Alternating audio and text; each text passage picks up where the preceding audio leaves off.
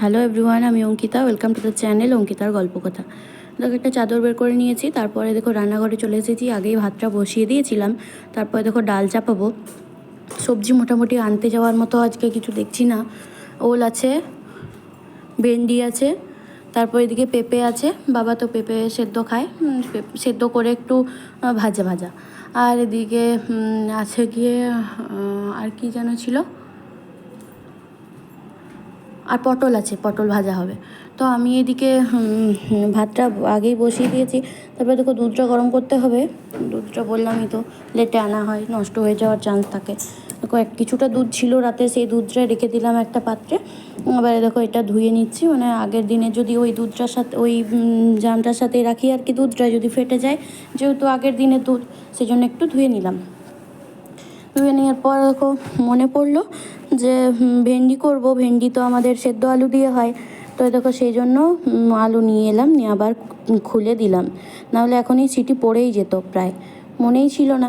তো যাই হোক, দিয়েই দিলাম। এক কাজই দুই কাজ হয়ে গেল। তারপর ভাতটা নামিয়ে একটু দুধটা আগে গরম করে নেবো। মা বললো যে ভাতটা এক সাইডে রেখে দে, তারপর দুধটা চাপা।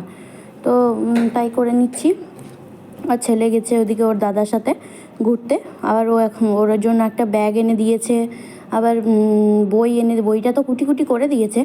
তো বলে ব্যাগটা নিয়ে কলেজ যাব। কে কলেজ যায়? না, আর্য কলেজ যায়, মানে আমার ভাই। তো কী শিখেছে জানি না ওটা। স্কুল যাবে না, ও কলেজ যাবে। তো দেখো সবজিগুলো বের করে নিচ্ছি এক এক করে। আজকে ওরাও রিয়া, রোহিত ওরা গেছিলো, ওর দিদির ছেলে হয়েছে, তাকে দেখতে আগের দিন। তো রিয়াই সবজিটা নিয়ে আসে। এবার ছিল যেহেতু, সেই জন্য নিয়ে আসার কিছু করলাম না, যেটা আছে সেটা হয়ে যাক। তারপর আমি একটু ভাবছি একটু বাজারে যাব, কিছু কেনাকাটার আছে। মানে কাল ছেলের জন্মদিন, তো জন্মদিনের জন্য এক পুজো দেবো একটু। তো সেই পুজোর জিনিস নিয়ে আসবো। আর কিছু জিনিস আরও কিছু নেওয়ার আছে ওরই জন্য। তো যাই হোক, ভিডিওটা দেখতে থাকো। আমি ভাত আর ভেন্ডির তরকারি, ডাল এইসবটা করে যাচ্ছি। আর মাকে ওলটাও সেদ্ধ করে দিলাম। মাকে বললাম যে তুমি ওলের টকটা করে দেবে, আর মা একটু ওলের টকটা ভালো করতে পারে, সেই জন্য মাকে ওলের টকটা করে দিতে বললাম। আর মাকে বললাম পটলগুলো তুমি ভেজে নেবে, বাকিটা আমি করে দিয়ে গেলাম। এবার লেট হয়ে গেছিলো অনেকটা, এবার আস্তে আস্তে অনেকটা লেট হয়ে যাবে। তারপর আবার ছেলেকে খাওয়ানো আছে, তাও হয়ে গেছিলো এরকম 1টার মতো, 1:45 এরকম হয়ে গেছিলো। তো যাই হোক, আর তারপর এদিকে আবার ছেলে চলে এসেছে। আমাকে আবার বাবা ডাকছে, বলছে আয়, টয়লেট করেছে, প্যান্টটা খুলে দিবি আয়। জানো তো, সব কিছুই শিখে গেছে, কিন্তু টয়লেট করব সেটা কিন্তু বলেই না, ওই প্যানেই করে দেয়।